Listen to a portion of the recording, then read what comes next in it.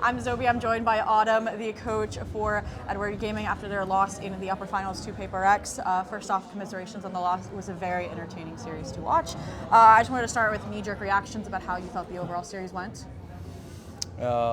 Honestly, I expect our winning today because I can see some Paper X, some counter threat there exist. So I find that. So maybe I expect, oh, maybe today will be our day. But the problem was, I think our win rate on pistol round is very bad. And honestly, third map, they really prepare well about how to counter our attack side, and I think that's why they won many like momentum rounds. So I think that's it. Makes sense. And Alex has been hyping you guys up a lot, saying that you were their practice partners already for a while, right, for Santiago, a little bit coming into this event as well. So how does that change then your preparation for them as an opponent when you've seen a lot of what they already bring to the table or are trying out behind the scenes, especially considering, like you mentioned, they anti you guys really well on a map like Split? Because so honestly, everyone think like Paper X have really like good roster, like talented players. Yeah, it is. But the main reason how they consistent is they have really great coach, the Alex. And when I have match, even when I was in T1 in Pacific League, when I have match, I can see they always have like better system and counter strategy on the match. And today I expect, but I really feel like today they showed on the split defense is actually like I've never seen that before. So yeah, I learned something. Yeah. Well, I want to start then with maybe something happier on this series, which was that insane comeback on Breeze, right? What were you thinking in the coaching booth as you saw it kind of happening? Oh yeah, I'm very happy because we lost some momentum round and we lost also pistols. So players maybe can be like very like depressed or something, but they never do that and they focus on winning, and that's why we have a chance to come back. And yeah. Amazing. And when it is a loss, I like to focus on maybe intangibles, not really about the game as much, just learn more about you and how you function as a coach and about the team. So on that topic of the system behind the scenes, I think it was nobody in an interview said that your guys' scrims when you actually got here really weren't that great. So I'm curious at what point maybe you saw this event starting to turn around in the preparation department as it got to then this really, really nice playoffs run up until the upper final loss.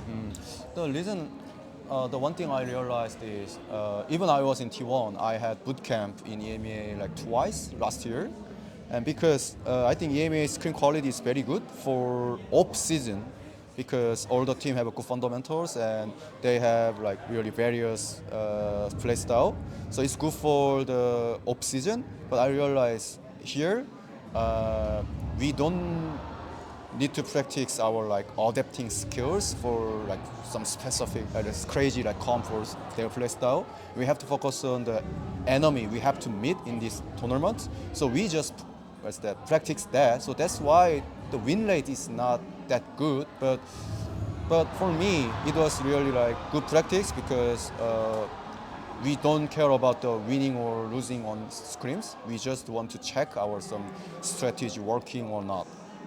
Amazing, amazing.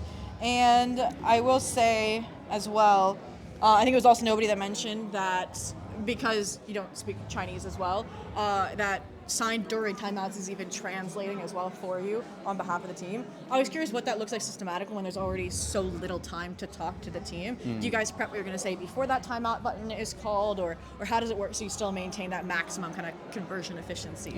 Yeah, if it is possible, I already know we are like struggling with this system. So if I realize that, I just start to talk to him. So like be ready for translate this when I just push the timeout button or something. So he always ready for that.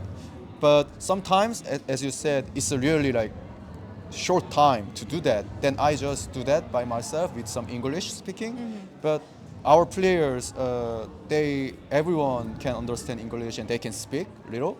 So yeah, it's not a problem about that. Yeah. Amazing, amazing.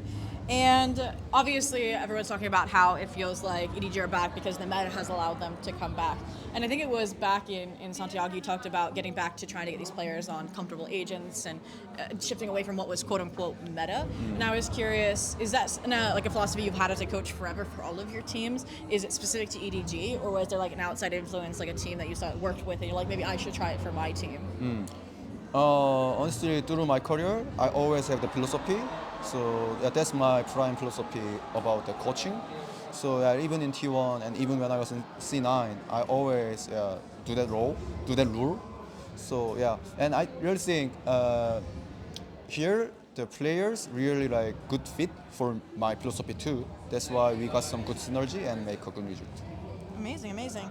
And then obviously you're going into those lower finals, and you know what it means to lose with you as a coach as well. Obviously with Santiago. So how do you and how do the boys kind of like work together to bounce back from a loss to make sure that you guys can get that attendance into grand finals? Honestly, maybe everyone already know like Paper X is really like strong candidate for winning this Masters. Everyone know that. So even today we lost. I can see our like progress is really great right now. Honestly, again, except them, we don't afraid anyone except them. So maybe just we don't have enough time for prep, but same them. So maybe just for rest of the day we need some good rest. Yeah, and I hope we can win tomorrow. Amazing. And Alo, actually, our amazing cameraman, has a question for you as well, because you're no stranger to a lower bracket run, getting back to grand finals and winning that trophy. So do you want to ask it? Hi, Autumn. I just wanted to quickly ask you, last time you played with T1 and Masters Bangkok, you guys also had a lower bracket run and you won the whole thing. I wanted to ask you, you guys are in the lower bracket now with EDG. Do you guys see any similarities with T1 and making that run? Or do you think it's like a completely different thing and you guys are just more prepared? Or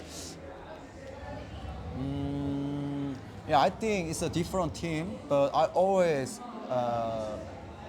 have this mindset and tell players having same mindset like me is we can lose for sure, but we have to think about this lose should be a process for our next winning.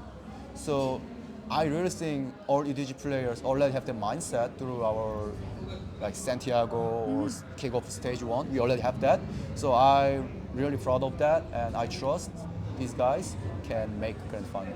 Amazing. And I'm glad you mentioned like this entire thing is a process, right? Losing is learning and all of that. And I was curious then, because you mentioned it's your goal is to win a champs trophy for this team, not even necessarily a Masters one. And so outside of winning trophies and maybe stark results of wins, how do you measure progress for this team? Yeah, honestly, like very good point, because for us, for representing the BCCN, their fans and the players, coaches, everyone there. This time, champions in Shanghai. So we really want to get the trophy by ourselves. So yeah, we are doing all the best. But yeah, this Masters, I hope we can win this too.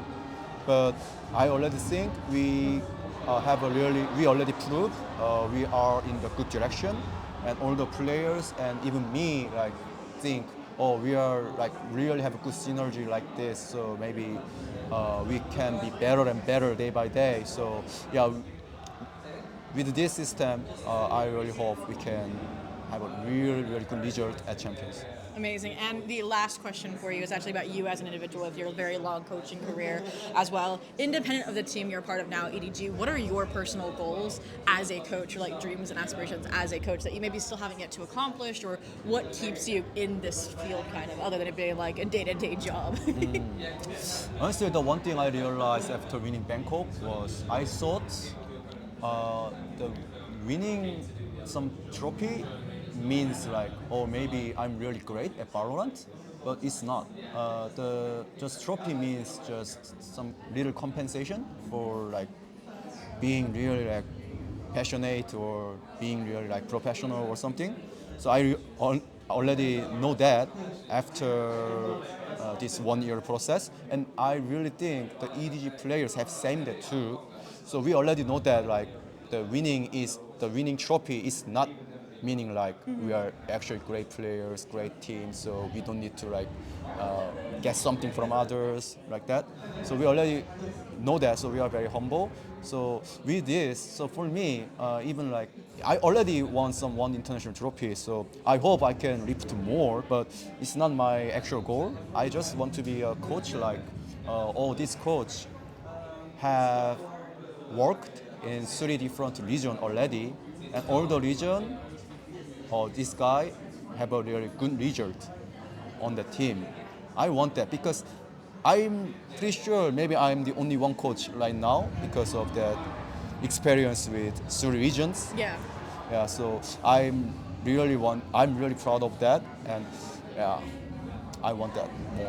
Ewok's coming for that. He's gonna like go to like CN next or like EMEA. But thank you so much. That's all the time we have to enjoy getting to watch the rest of this game and prepping for tomorrow's match. Thank you. Thank you.